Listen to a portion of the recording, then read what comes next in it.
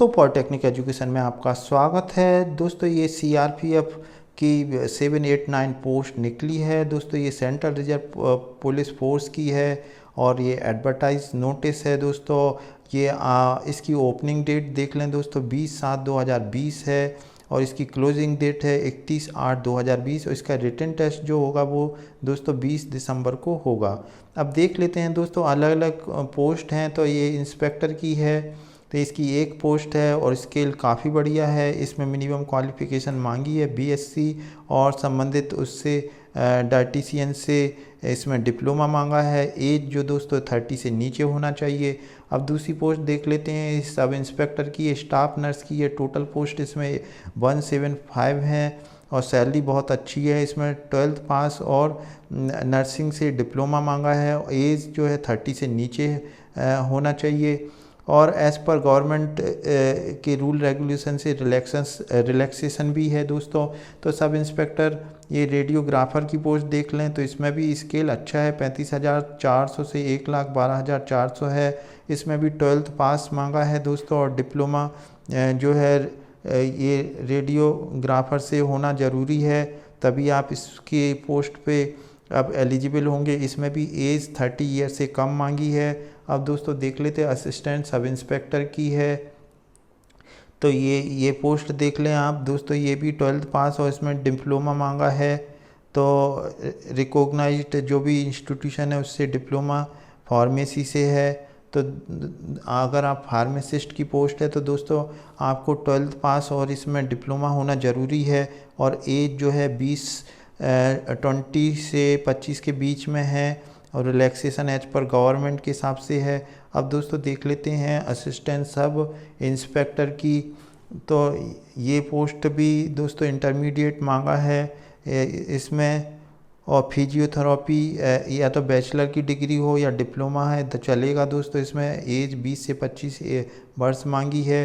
अब दोस्तों assistant sub inspector dental की है, तो इसमें भी स्केल अच्छा है दोस्तों। इसमें भी आपको matriculation with science as subject as equivalent तो 12th क्लास पास होना ज़रूरी है और 2 इयर्स का आपके पास ये डिप्लोमा कोर्स होना चाहिए इसका डेंटल का।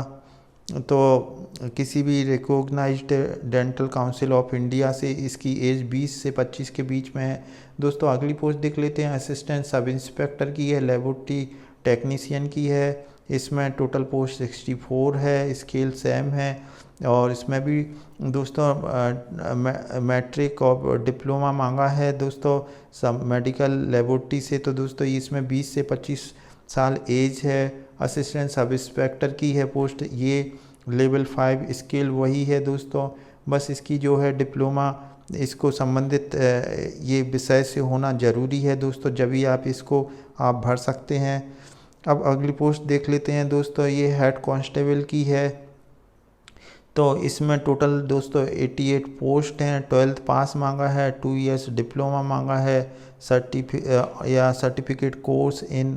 तो ये जो फिजियोथेरेपी में फ्रॉम ए रिकॉग्नाइज्ड इंस्टीट्यूशन, तो दोस्तों ये इसमें आपके पास डिप्लोमा होगा तभी आप एलिजिबल हो पाएंगे। अब दोस्तों देख लेते हैं हेड कांस्टेबल की है इसमें पोस्ट, तो ये 3 पोस्ट हैं। 12th पास है और 2 साल का डिप्लोमा नर्स से संबंधित है। ये 18 से 25 साल की एज है। अगली पोस्ट देख लेते हैं हेड कांस्टेबल की है दोस्तों ये, तो इसमें 8 पोस्ट हैं। 12th पास है, डिप्लोमा है और एज 18 से 25 के बीच है। अगली पोस्ट देख लेते हैं, ये हेड कांस्टेबल की है, जूनियर एक्सरे की है। तो जूनियर एक्सरे में दोस्तों आपको डिप्लोमा होना ज़रूरी है, certificate diploma on certificate of 2 years course in radio. तो रेडियोलॉजिस्ट में जो डिप्लोमा होगा वही एलिजिबल होगा। इसमें एज 20 से 25 के बीच में है।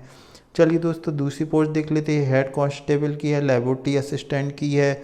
इसमें भी दोस्तों क्वालिफ़िकेशन सेम है, सिर्फ आपको इससे संबंधित जो है लेबोरेटरी से संबंधित आपके पास सर्टिफिकेट होना चाहिए। इसमें बस certificate of laboratory assistant course granted by the an institution of the central government और स्टेट गवर्नमेंट।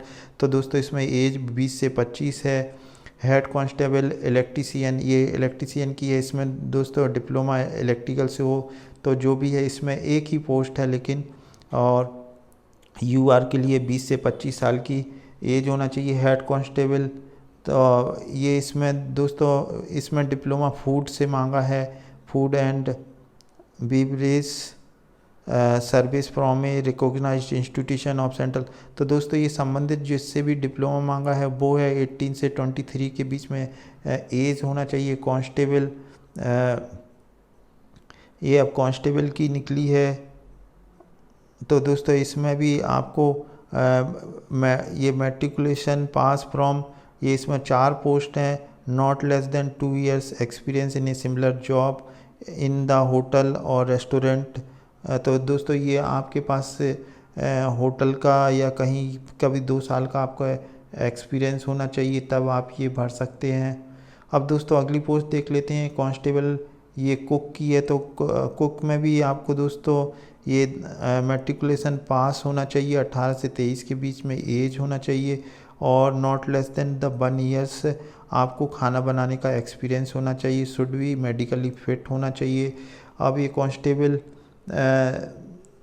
ये एक और कांस्टेबल की है दोस्तों, तो इसमें भी नॉलेज, इसमें कुछ ऐसा मांगा नहीं है, मेडिकली फिट और knowledge reading Hindi English, reading and writing English और हिंदी और लोकल लैंग्वेज, और इसकी एज 8 से।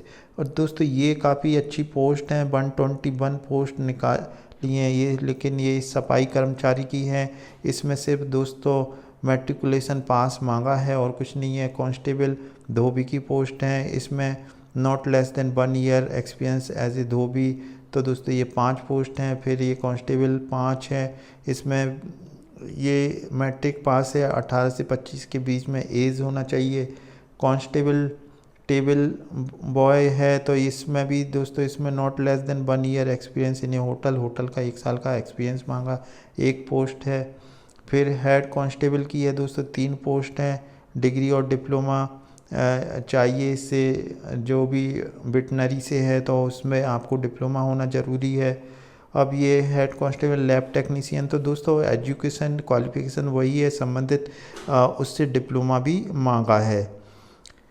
अब ये हेड कांस्टेबल रेडियोग्राफर, तो दोस्तों इसमें भी डिग्री या डिप्लोमा मांगा है। इस तरीके से दोस्तों ये 39 पेजेस हैं। तो अब ये देख लेते हैं दोस्तों इसमें क्या लिखा है। पोस्ट स्टेट कोड, ये तो पोस्ट स्टेट कोड है जब आप भरेंगे, और आपको भारत का नागरिक होना चाहिए, ये सारी चीज़ें दी है इसमें। और एज रिलैक्सेशन दे रखा है किसको, किस कैटेगरी को कितना कितना है।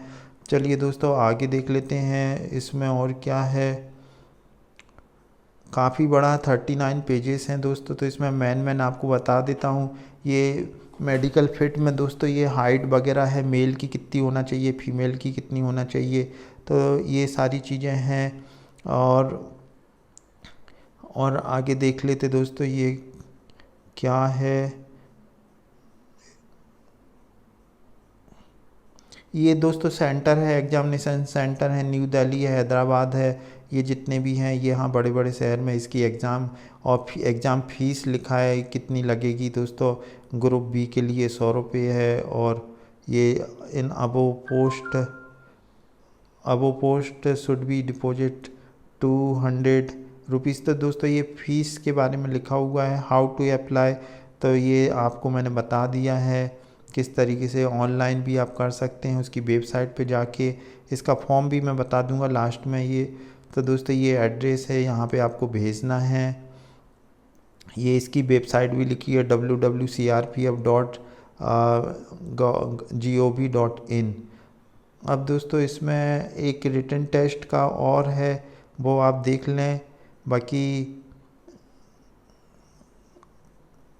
ये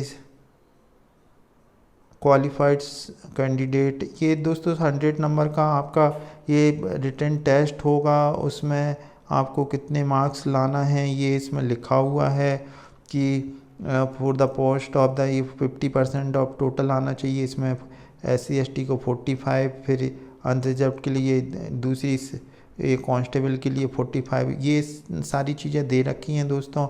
और 100 नंबर का होगा, और ये जो एग्ज़ाम होगी, और मेडिकल गाइडलाइन फॉर रिक्वायरमेंट, तो ये सारी चीज़ें दे रखी हैं दोस्तों। और मैं देख लेता हूँ इसमें, और ये मेडिकल फ़िट के लिए दोस्तों क्या क्या होना ज़रूरी है, ये सारी चीज़ें लिखी हुई हैं, जनरल इंस्ट्रक्शन है, इसे आप पढ़ लीजिए। और ये एक्शन अगेंस्ट दोस्तों वो सब लिखा हुआ है, अगर गलत पाए गए तो एक्शन लिया जाएगा। और ये इंस्ट्रक्शन फॉर द कैंडिडेट को किस तरीके से भरना है, ये सारी चीज़ें लिखी हुई हैं दोस्तों। और